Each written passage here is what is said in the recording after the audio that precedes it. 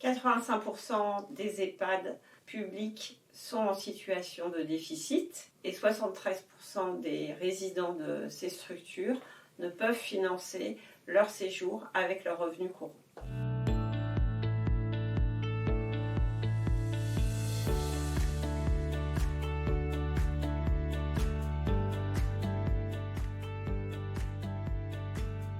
Les CCAS et CIAS continuent de financer et d'apporter des subventions d'équilibre aux résidences autonomie. Donc la situation est critique à la fois pour les EHPAD publics et les résidences autonomie, comme l'ont signalé les maires bretons avec le lancement de leur collectif.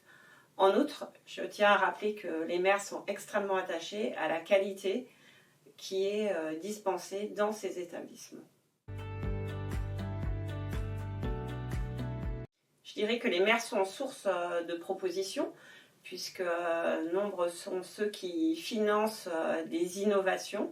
Et c'est important aussi de reconnaître ce rôle d'innovation, qui va donc au-delà des financements qui sont apportés par les communes aux structures.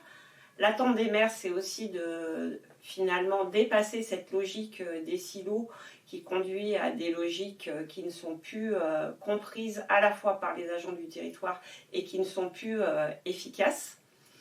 Et puis, dernier point aussi très important pour les maires, c'est qu'on tienne compte aussi de la différence sur nos territoires et notamment soutenir les EHPAD qui sont de petite taille. Nous croyons que ce qui est important, c'est la qualité et la prise en charge et pas forcément d'appliquer les mêmes logiques partout de manière identique. La priorité, c'est déjà peut-être de prendre en compte le travail des maires et de les impliquer dans l'élaboration de la loi Grand Âge. C'est une priorité car ils connaissent à la fois leurs habitants et leur territoire. Deuxièmement, bien évidemment, des financements qui soient pérennes et qui permettent aussi de sortir de la logique des silos.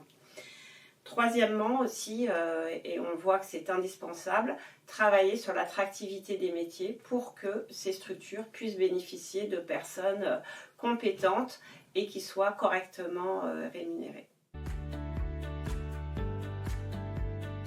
Les services à domicile ont aujourd'hui les mêmes problématiques que les établissements, à savoir des soucis de financement, des logiques aussi de silos et un souci également pour recruter du personnel. Donc on voit bien que tous les sujets sont liés et quand on parle de la personne âgée du domicile jusqu'à l'établissement, en fait c'est une réforme complète qui est nécessaire, donc une loi très attendue par tous les maires de France.